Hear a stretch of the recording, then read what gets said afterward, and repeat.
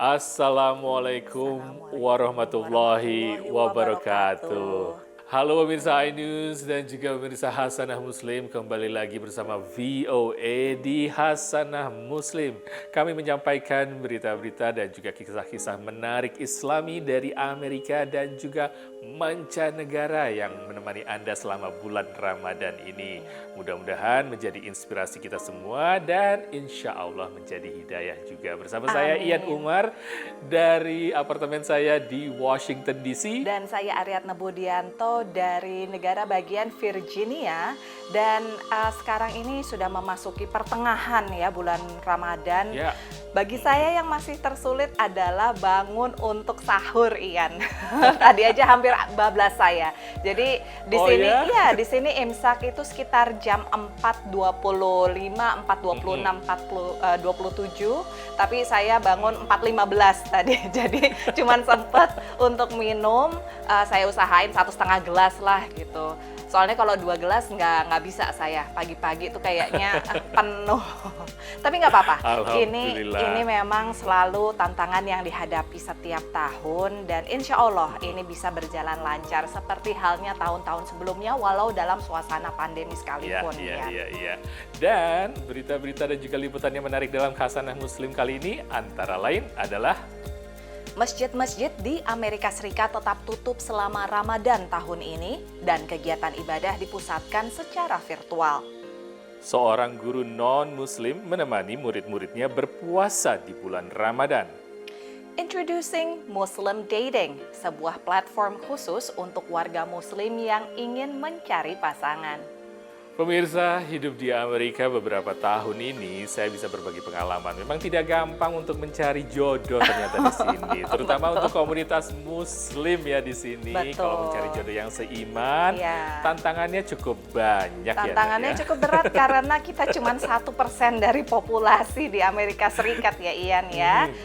Kalau misalnya nyari yang lain-lain aja udah susah, apalagi nyari 1% dari populasi itu. Tapi untungnya, introducing Muslim Dating. Jadi ini adalah sebuah konsep di mana dalam suatu pertemuan itu muslim-muslim muda ataupun mereka yang mencari jodoh itu dikumpulkan dan mereka diajak kenalan.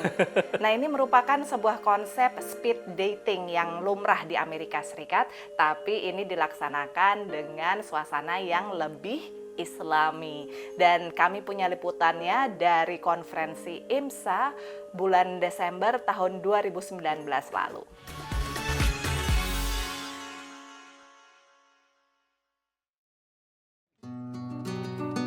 Program matrimonial yang mungkin lebih dikenal sebagai kencan kilat atau speed dating telah menjadi bagian dari acara tahunan Muktamar IMSA Indonesian Muslim Society in America selama 10 tahun terakhir ini. Di belakang saya ini sedang berlangsung pertemuan antara kedua sister dan brothers ya. Ada 5 pasang lajang yang memutuskan untuk bertemu pada acara yang berlangsung bulan Desember lalu di Chicago, Illinois.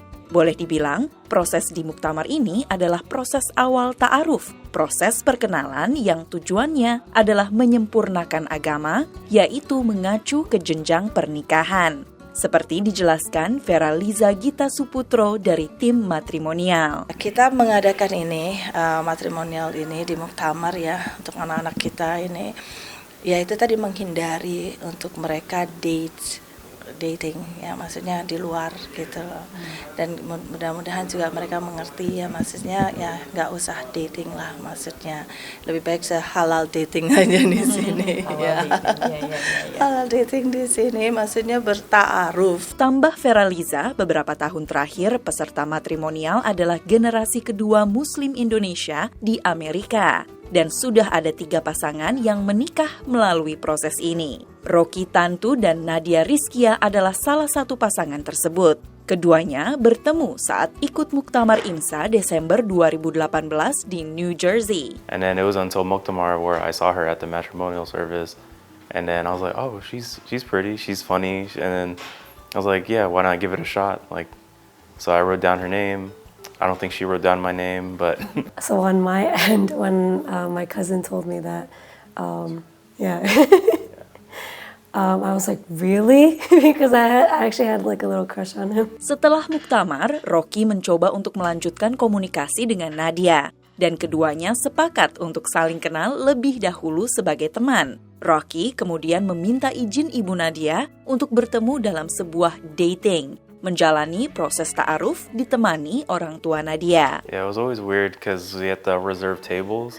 It's like, yeah, it's a party for 4, but can we have 2 people here and 2 people sort of far away, but we can see them? Keduanya datang dengan 100 pertanyaan yang mereka anggap penting, termasuk warna favorit. Oh, we actually have the favorite color is blue. Oh yeah, that was the first question I asked on on that night. I was like, "What's your favorite color?" He was like, blue." I was like, "Me too."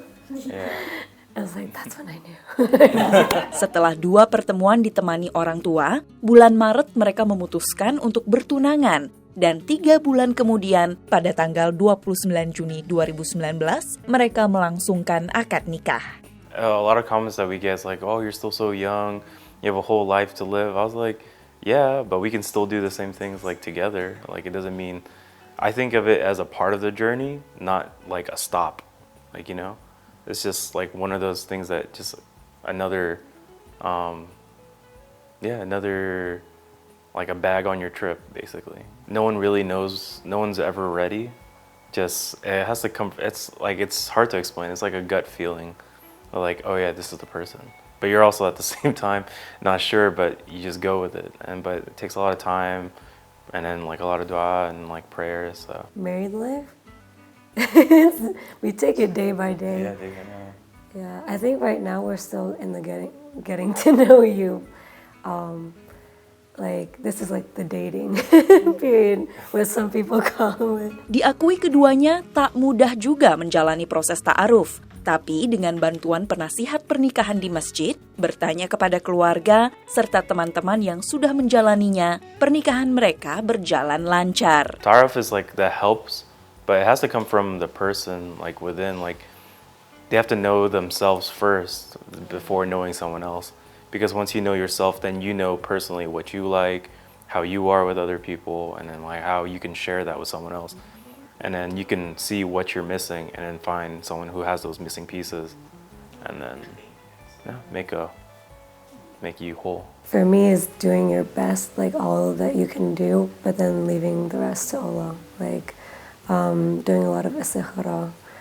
Like that was like the big thing for me. Like putting all my trust in Allah. If things are going the right way, take that as a sign. He's like blessing it. He was blessing this relationship. Like, alhamdulillah, like there was no obstacles in our way, and there was like nothing preventing us from getting married. Bagi keduanya, menjalani proses pernikahan seperti ini adalah bagian dari keyakinan mereka sebagai Muslim. You know, I'm just like waiting for the right one.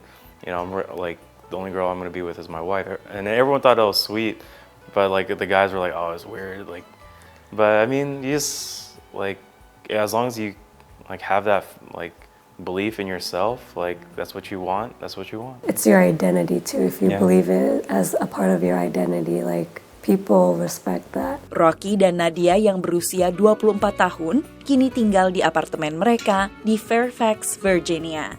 Dari Chicago, Illinois dan Fairfax, Virginia, Valdia Baraputri, Nia Iman Santoso, VOA. Jodoh itu sudah ada di garis tangannya, pemirsa. Iya. Jadi jangan khawatir.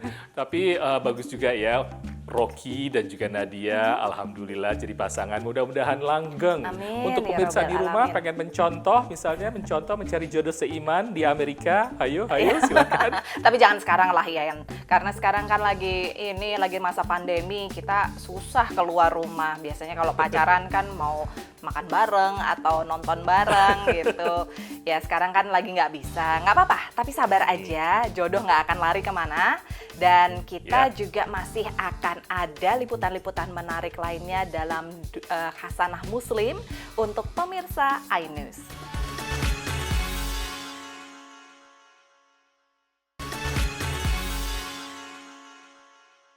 Pemirsa, Anda masih bersama Hasanah Muslim bersama VOA dan saya Ian Umar dari apartemen saya di Washington DC. Ya. Pemirsa, Islam banyak sekali mendapatkan kesan-kesan atau stereotip negatif di media belakangan ini atau mungkin juga kurang disoroti yang segi positifnya. Ya. Namun kayaknya ini juga menjadi sebuah tantangan dan menjadi sebuah peluang sebenarnya untuk Betul. dunia pendidikan mencari lebih tahu ya, Nak, ya. Betul, sejak peristiwa September 2001 memang banyak sekali sentimen negatif terhadap Islam di Amerika Serikat.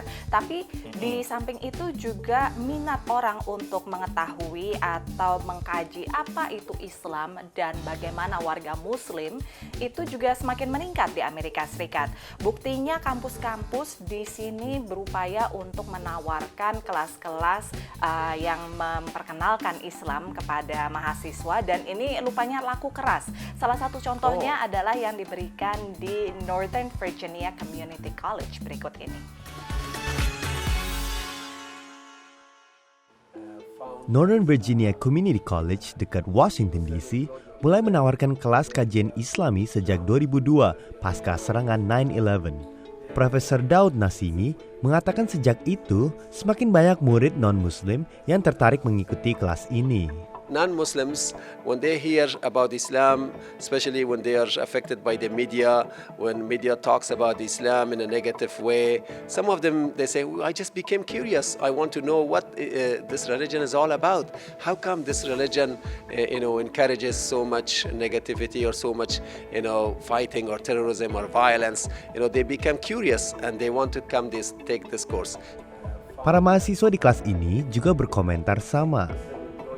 I took this class so that I could become more knowledgeable about Islam and not just listen to the media and how it just paints Islam in like a bad picture.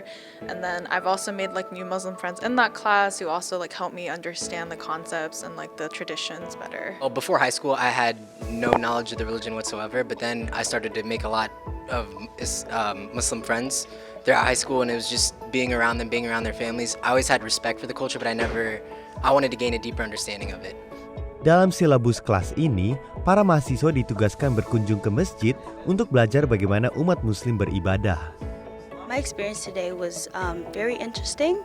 I'm not used to everybody having their single prayer because I'm from a church, so we all pray together. Coming to mosque today, I've learned that Muslims are not like people who are like private to themselves, like they reach out to the communities and non-Muslim communities. The last prayer of the day is Isha. Dalam penjelasannya tentang Islam, imam masjid menekankan pentingnya untuk mengenal agama-agama lain. हमारा जो पैगाम होता है इन सब के लिए कि ये मस्जिद है, ये सब के लिए, इसमें मुस्लिम है, ज़ाहिर है वो तो आते हैं अपनी इबादत के लिए.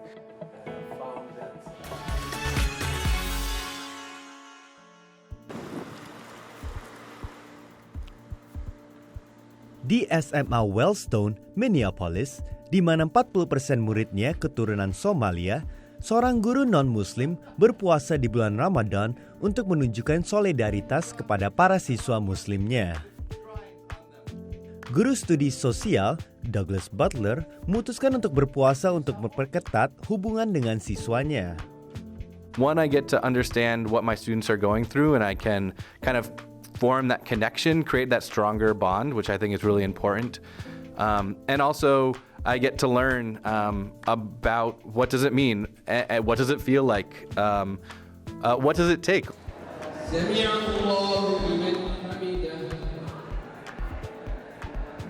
Bagi non-Muslim, berpuasa bisa jadi sangat menantang. Bagi Butler yang tinggal bersama pasangannya, salah satu tantangannya adalah tidak bisa makan ketika memasak untuk kekasihnya. I have a partner, but she's not fasting, so it's not easy. So I have to I cook food and then she'll be eating and I have to wait. Nope, I'm not gonna eat yet. I'll wait until the iftar. And so, but at the end of the day, I do it for the students. Saat matahari terbenam, Butler dan murid-muridnya berbuka puasa dengan korma dan air putih. Beraktivitas tanpa minum adalah tantangan terbesarnya. For me, one of the hardest things is that I'm tired and that I can't drink coffee. So I come to school and I'm just like, that I think that may be the hardest part for me. Murid-murid Butler menghargai keputusannya untuk berpuasa. isagoo muslin haynu soomaya cashirka uu ii dhigaya wax walba wuxuu uga caawinayaa marka saayada ugu faraxsanahay wuxuuna ii sheegaa inaana iska dhaadhicin inaana. Pemirsa Hasanah Muslim, waduh alhamdulillah ada seorang guru seperti itu ya. Dari sikap dari kedua belah pihak justru ini adalah pembelajaran bagi kedua belah pihak. Ya, wah ini betul. Bagus banget ya, bagus untuk dicontoh. Betul, ya, mengajarkan toleransi dan juga empati dan juga budaya lain ya, saling mengenal satu sama lain. Oke pemirsa, sekarang kita istirahat lagi, tapi jangan kemana-mana. Hasanah Muslim akan kembali setelah yang satu ini.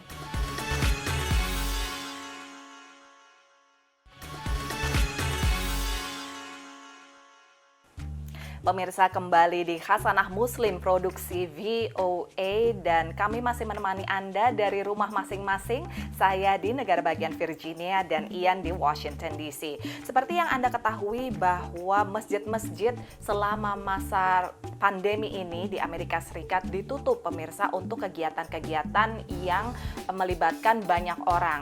Tapi mereka masih membuka pintunya untuk kegiatan amal walaupun dilakukan dengan menerapkan prinsip jaga jarak. Kegiatan ibadah umumnya dilakukan di rumah masing-masing atau bisa dilakukan bersama tapi secara virtual ya Ian. Jadi imam-imamnya tidak kehabisan akal, harus kreatif dan bagus sekali mereka ternyata mempunyai program-program yang sudah dijadwalkan untuk para umatnya untuk tetap menggalakkan ibadah terutama di bulan Ramadan ini.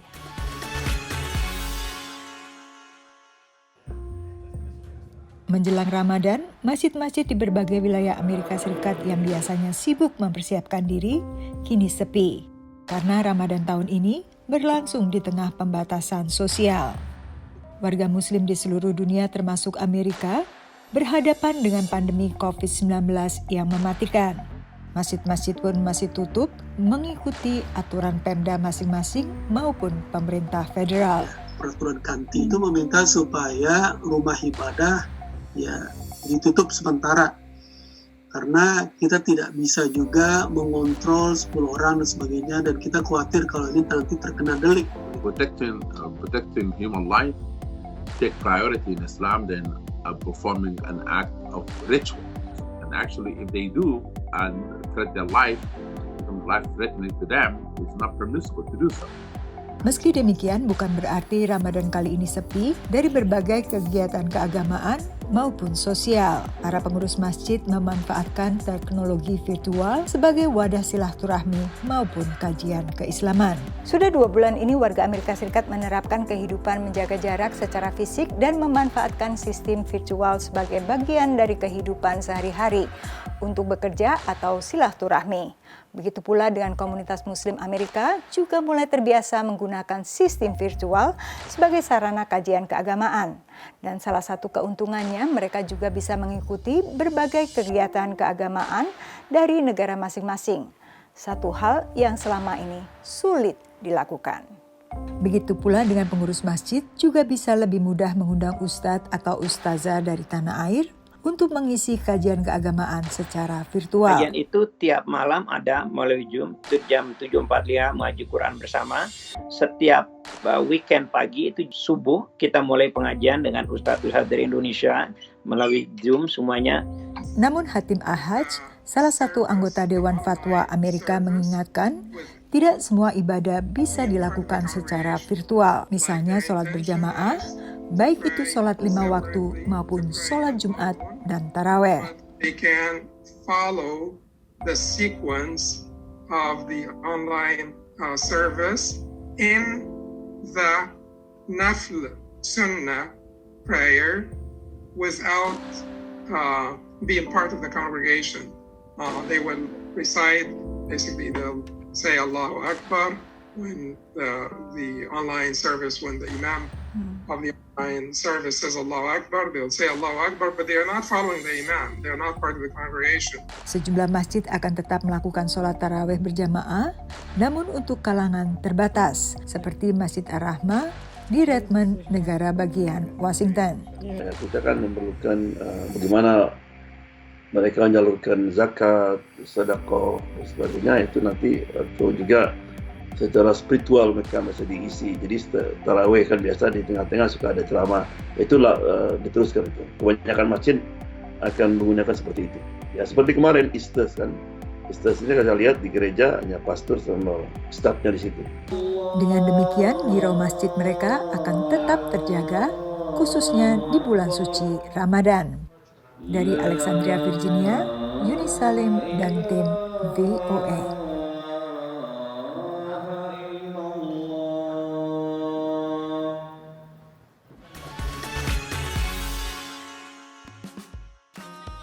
Sebuah truk taco kecil diparkir beberapa langkah dari sebuah masjid di Los Angeles di permukiman yang didominasi warga Meksiko dan Afrika Amerika.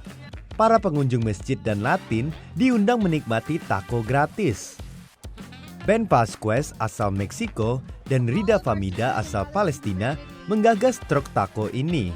Mereka bertemu pada 2015 dan memutuskan melakukan sesuatu untuk menyatukan dua komunitas besar yang belakang kerap menghadapi isu diskriminasi dan imigrasi. Whatever happens to an oppressed community will eventually happen to another oppressed community.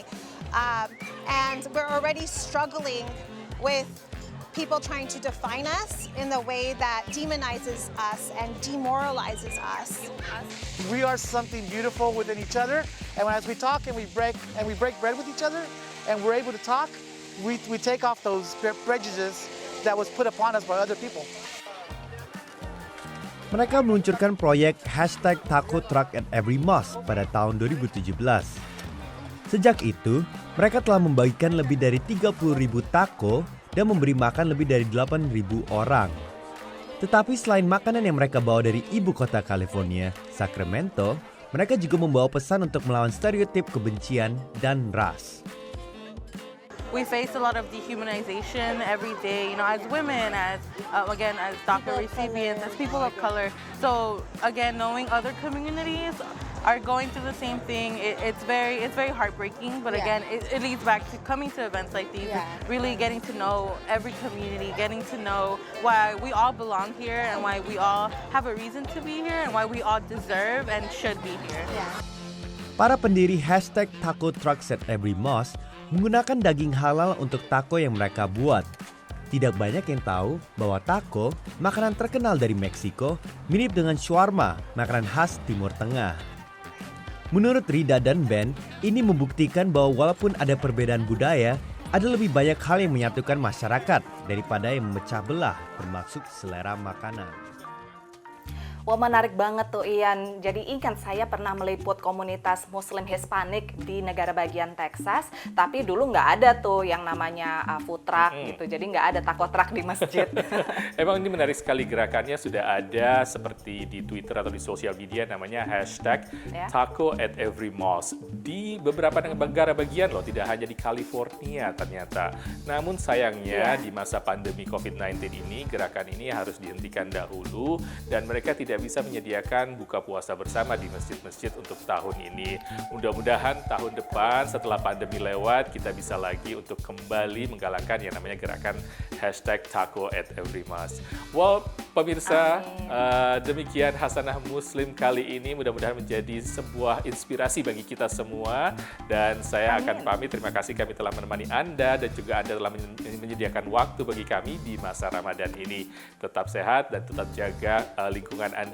Saya Ian Umar dari Washington DC.